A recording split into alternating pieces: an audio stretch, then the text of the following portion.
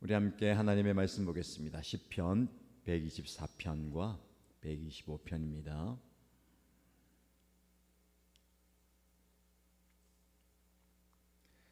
오늘 저와 여러분들이 함께 묵상할 말씀은 시편 124편 그리고 125편입니다. 같이 읽겠습니다. 이스라엘아, 대답해 보아라. 주님께서 우리 편이 아니셨다면 우리가 어떠하였겠느냐. 주님께서 우리 편이 아니셨다면 원수들이 우리를 치러 일어났을 때에 원수들이 우리에게 큰 분노를 터뜨려서 우리를 산채로 집어삼켰을 것이며 물이 우리를 덮어 홍수가 우리를 휩쓸어 갔을 것이며 넘치는 물결이 우리의 영혼을 삼키고 말았을 것이다. 우리를 원수의 이에 찢길 먹이가 되지 않게 하신 주님을 찬송하여라. 새가 사냥꾼의 그물에서 벗어남같이 우리는 목숨을 건졌다. 그물은 찢어지고 우리는 풀려났다. 천지를 지으신 주님이 우리를 도우신다. 주님을 의지하는 사람은 시온산과 같아서 흔들리는 일이 없이 영원히 서 있다. 산들이 예루살렘을 감싸고 있듯이 주님께서도 당신의 백성을 지금부터 영원토록 감싸 주신다. 의인이 불의한 일에 손대지 못하게 하려면 의인이 분깃으로 받은 그 땅에서 악인이 그 권세를 부리지 못하게 하여야 한다. 주님, 선한 사람과 그 마음이 정직한 사람에게 은혜를 베풀어 주십시오. 주님, 비틀거리면서 굽은 길을 가는 자를 벌하실 때에 악한 일을 하는 자도 함께 벌받게 해 주십시오. 이스라엘의 평화가 깃들기를. 아멘. 하나님께서 오늘 새 날을 우리에게 허락하셨고 아침을 시작하면서 말씀을 주십니다. 말씀을 통해서 영적 깨달음의 은혜가 있기를 축복합니다. 오늘부터 이 한 주간 동안 시편 말씀을 묵상하게 됩니다. 오늘 우리가 읽은 본문의 시편 124편, 125편 그리고 한 주 동안 살펴볼 거의 모든 시편은 성전에 올라가는 순례자의 노래라는 표제가 붙어 있습니다. 이스라엘 백성들이 예루살렘 성전에 예배 드리기 위해서 올라갈 때에 부르던 노래입니다. 그들이 예루살렘에 올라가면서 어떤 노래를 불렀냐면 하나님의 보호하심과 하나님의 신실하심, 그 하나님을 찬양하는 내용들이 담겨 있습니다. 먼저 시편 124편 말씀 보시면 주님이 우리 편이 아니셨다면 이라는 강력한 가정으로 시작합니다. 다윗은 이 시편을 통해서 이스라엘이 적들에게 공격받았을 때에 하나님께서 어떻게 그들을 구원하셨는가를 회상합니다. 그리고 125편에서는요 주님을 의지하는 사람들은 시온산과 같아서 라고 노래하면서 하나님을 신뢰하는 이들의 견고함을 선포합니다. 오늘 이 말씀을 통해서 우리는 각자에게 직면한 도전, 시련 속에서도 변함없이 우리 편이 되시는 하나님의 신실하심을 다시 한번 상기하고 그분을 의지하는 삶이 어떤 것인지 묵상하고자 합니다. 먼저 시편 124편 주님이 우리 편이 아니셨다면 가장 강력한 가정을 세우죠. 실제로 일어나지 않은 일이지만 만약에 하나님께서 우리 편이 아니었다면 어떤 일이 일어났을까를 상상하게 됩니다. 주님께서 우리 편이 아니셨다면의 히브리어 원문은 하나님이 우리와 함께하지 아니하셨다면이라는 의미입니다. 우리와 함께하지 아니하셨을 때에 우리는 완전히 파멸할 것이다, 망할 것이다 라고 이야기합니다. 다윗은 세 가지 강력한 이미지를 사용하는데요. 주님께서 우리 편이 아니시면 원수들이 우리를 산채로 집어 삼켜 버렸을 거다. 그리고 물이 우리를 덮쳐서 홍수가 우리를 휩쓸어 갈 것이다. 넘치는 물결이 우리의 영혼을 삼켜 버렸을 것이다. 통제할 수 없는 상황에 빠지고 완전한 파멸의 모습을 이야기합니다. 이스라엘의 역사를 돌아보면 수많은 강대국들 사이에 끼어 있습니다. 그 끼어 있는 사이에 작은 나라예요. 이집트, 아수르, 바벨론, 페르시아. 인간적인 세상적인 시각으로 보면 이스라엘이 생존할 가능성이 전혀 없습니다. 하나님께서는요, 그들과 함께 하셨고 그들 편에 서셨기 때문에 그들은 살아남을 수가 있었습니다. 우리의 삶도 그런 순간들이 있지 않습니까? 우리 힘만으로는 도저히 극복할 수 없는 상황. 그 상황에 짓눌려서 거센 물살에 휩쓸려 가는 것 같은 순간 말입니다. 중증 질병의 진단을 받았을 때에, 사랑하는 이가 갑작스럽게 떠나갔을 때에, 사업의 실패와 직장을 잃는 어려움, 관계의 깨어짐, 재정적인 그런 궁핍함 등등 말입니다. 이런 순간에 하나님이 나와 함께하지 않으셨다면 이라고 생각해 볼 수가 있습니다. 저와 여러분들의 신앙의 여정을 돌아보면 하나님께서 우리와 함께하지 않으셨다면 우리는 영적으로, 정서적으로, 또 물리적으로 완전히 무너졌을 겁니다. 그런데 돌아보건대 하나님은 항상 우리와 함께 하셨고 우리의 편이 되어 주셨습니다. 6절과 8절 말씀 보시면 다윗은 구원의 경험, 하나님의 그런 구원하심의 경험들을 또 다른 강력한 이미지를 사용하는데요, 그물에서 벗어난 새의 이미지를 우리에게 이야기합니다.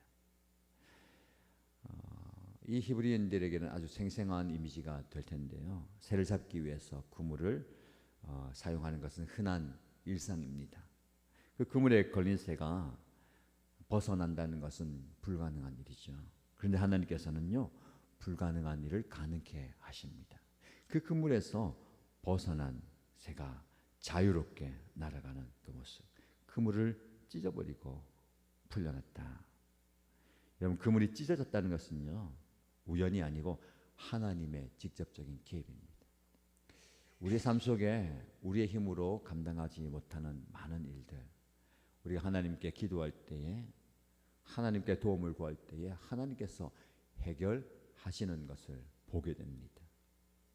하나님이 우리의 편에 서시고 우리를 완전히 보호하시기 때문에 가능한 겁니다. 8절 말씀을 보면 다윗은 이 구원의 원천, 이 도움의 원천이 어디서부터 오는지를 이야기합니다. 천지를 지으신 주님이 우리를 도우신다. 여러분, 우리의 도움이 어디서 오는지가 중요합니다. 왜냐하면 그 도움의 원천을 우리가 찾기 때문에 그렇습니다. 누군가 힘 있는 사람이 있다면, 나를 도와줄 사람이 있다면 그 사람을 의지하지 않겠어요? 찾아가지 않겠습니까? 마찬가지입니다. 하나님께서 나의 도움의 원천이라면 우리는 결국 하나님께로 돌아갈 수밖에 없습니다. 여러분의 인생에서 그물에 걸린 듯한 느낌과 상황 가운데 있는 분들, 빚의 그물, 중독의 그물, 죄의 그물과 두려움의 그물, 여러분을 옥죄고 있을 때에, 그 그물에서 빠져나갈 수 없을 때에 하나님은 그 그물을 찢어 주실 것입니다. 예수님께서 말씀하시죠. 진리를 알지니 진리가 너희를 자유케 하리라. 그리스도인은 자유를 누린 자입니다. 우리를 옥죄는, 억누르는 수많은 것들이 있잖아요. 세상 사람들은 거기에 묶여 살아요. 그들이 추구하는 것, 그래서 얻은 것, 누리는 것이 그를 옥죄는 겁니다. 재물을, 물질을 추구하고 얻었고 누리지만 어쩌면 그들은 그 물질의 그물에 묶여 있어요. 성공과 성취와 명예와 부, 마찬가지입니다. 우리는요, 거기서부터 자유해야 됩니다. 진리가 너희를 자유케 한다는데 우리는 여전히 그 진리를 소유했지만 어딘가에 묶여 있지 않습니까? 여러분들은 어떤 그물에 묶여 있습니까? 그 그물이 여러분을 옥죄일 때에 하나님이 그 그물을 찢어주시길 축복합니다. 그리고 자유롭게 창공을 날아가는 새처럼 참된 자유를 누리는 저와 여러분 되시기를 축복합니다. 자, 이제 시편 125편 말씀을 묵상할 텐데 시온산처럼 견고한 신앙을 이야기합니다. 시편 124편의 주제를 이어받아서 하나님을 의지하는 사람들의 견고함을 노래합니다. 주님을 의지하는 사람은 무엇과 같다고요? 시온산과 같다. 시온산은 예루살렘의 중심에 있는 산이죠. 이스라엘 신앙의 핵심이었습니다. 견고하고 흔들리지 않는 신앙을 상징합니다. 마찬가지로 하나님을 의지하는 사람들은요, 인생의 폭풍과 풍랑 속에서도 견고하고 흔들리지 않는 시온산과 같다라는 겁니다. 여러분, 저와 여러분들이 이런 견고한 시온산과 같은 신앙을 견지하길 축복합니다. 여러분, 어떤 사람이 그렇게 흔들리지 않을까요? 하나님을 의지하는 사람, 완전한 신뢰와 확신이 있는 사람도 의지하지 넘어지거나 무너지거나 흔들리지 않습니다. 사실 저와 여러분들은 많이 흔들리잖아요. 사람의 말 한마디 때문에 이리저리 흔들립니다. 상황에 여건의 어려움 때문에 흔들리고, 특별히 우리의 감정 때문에 많이 흔들리는 것 같아요. 상황이 그렇다 하더라도, 누군가 그런 소리 하더라도 내 감정이 요동치지 않으면 괜찮은데 그 말 한마디 때문에 내 감정이 울렁이는 바다처럼 막 그래요. 우리 감정이 좀 다스려져야 됩니다. 흔들리는 일이 없이 영원히 서 있다. 야, 된다는 말씀이에요. 우리는 하루에도 여러 번 막 흔들리는데 영원히 견고하게 서 있다라는 거예요. 어떤 사람이요? 하나님을 의지하는 사람. 반대로 이야기하면요, 내가 왜 이렇게 흔들리냐, 요동치냐, 하나님을 온전히 의지하지 않기 때문에 그렇다라는 거예요. 무엇을 의지합니까? 여러분이 의지하는 그것과 함께 흔들리는 거예요. 그것 붙들면 내가 괜찮아지겠지, 그것 붙들면 내가 좀 평안해지겠지, 그거 붙들었어요. 근데 그게 함께 흔들리는 거예요. 여러분, 밑에 뿌리가 없으면 흔들려요. 바닷가에 우리가 떠 있으면 그 파도에 따라서 막 흔들리 요동치잖아요. 근데 무언가 붙들었어요. 근데 그것도 같이 흔들립니다. 왜요? 땅바닥에 붙어있지 않아서 그래요. 견고하게 뿌리를 내지 않았기 때문에 그렇습니다. 우리의 신앙이 마치 그거 같아요. 수면 위에서는요, 견고해 보이고 튼튼해 보이고 좋아 보이는데 밑에 없어요. 그러니까 막 요동치는 겁니다. 신앙의 깊은 뿌리를 내리기 바랍니다. 마치 시온산과 같이 큰 산이 있으면요, 흔들리지 않아요. 요동치지 않습니다. 우리의 의심과 두려움과 시련이 우리를 마구 흔들어 놓을 때 하나님을 의지하면 시온산처럼 견고해진다라는 겁니다. 예수님께서 마태복음 7장에 그분의 말씀 위에 지은 집은 어떻다고요? 비가 내리고 홍수가 내려도 무너짐이 없다라는 겁니다. 이 말씀 좀 깊이 묵상해 보세요. 말씀 위에 지은 집, 그러면 신앙이 견고하잖아요. 그러면 그 사람에게는요, 비가 오지 않고 홍수가 없어야 되잖아요. 아니죠. 비가 내리고 홍수가 들이닥친다는 거예요. 여러분, 이걸 잘 적용하면 좋겠습니다. 아니, 내가 신앙생활 하는데, 믿음을 서 있는데, 하나님을 의지하는데 왜 이런 홍수가 오느냐? 홍수가 없는 게 아니죠. 그 홍수가 찾아와도 견고하게 무너지지 않는 내 모습이 필요합니다. 상황과 환경을 탓하지 마십시오. 여러분을 공격하는 그 악한 영들의 공격을 탓하지 마시고, 그 모든 공격에 흔들리는, 요동치는 내 모습을 보면서 주여 어찌할꼬, 주님 나를 도와주십시오, 내가 주님을 의지합니다 라고 고백하는 우리 모두가 되면 좋겠습니다. 4절과 5절 말씀 보시면 선한 사람들과 마음이 정직한 사람들에게 하나님의 은혜를 구하는 기도가 나옵니다. 반면에 굽은 길을 가는 자를 하나님 벌하시는 것처럼 악한 일을 하는 자도 함께 벌받게 해주십시오 라고 기도합니다. 하나님의 정의에 대한 확신을 보여줍니다. 세상은 죄인들이, 악인들이 잘 되는 것 같아 보이고 의인들은 망하는 것 같아 보입니다. 그러나 하나님은 의인을 끝까지 지키시고 의인에게 복 주신다라는 확신을 가지시기 바랍니다. 그러면서 마지막 절 이스라엘의 평화가 깃들기를. 이 말씀이 샬롬이잖아요. 그리스도인들이 추구해야 될 삶이 이것입니다. 샬롬의 인생. 저와 여러분들의 삶 속에 평화가 있기를 축복합니다. 하나님의 샬롬이 있기를 축복합니다. 단지 거칠의 인사가 아니라 진짜 샬롬이 있는 거예요. 긴 말씀이지만 두 가지 기억하시면 좋겠습니다. 마지막 절 말씀드리에요. 124편, 125편의 마지막 절 말씀. 천지를 지으신 주님이 우리를 도와주신다. 그러므로 여러분의 삶 속에 평화가 깃들길 축복합니다. 샬롬이 깃들기 축복합니다. 샬롬의 일상을 살아가면 좋겠습니다.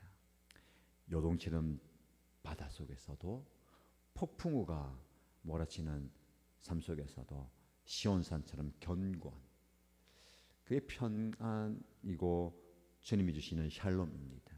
여러분 오늘 여러분 삶 속에서 어떤 상황과 어떤 도전적인 일이 닥쳐온다 하더라도 이 샬롬을 유지하십시다. 왜? 우리는 주님의 도우심을 받는 자이고 주님을 의지하면서 견고하게 서 있는 자입니다. 말씀을 마무리하면서 다시 한번 도전합니다. 주님이 우리 편이 아니셨다면 우리는 망했을 겁니다. 그러나 하나님은 언제나 우리 편이십니다. 하나님은 우리를 사냥꾼의 올무 그물에서 자유케 하십니다. 그 하나님을 우리가 의지할 때에 우리는 시온성과 같이 견고해집니다. 산들이 예루살렘을 둘러싸듯이 하나님이 우리를 지키시고 보호하실 겁니다. 그러므로 저와 여러분들 이 시온산처럼 깊이 뿌리를 내리십시다.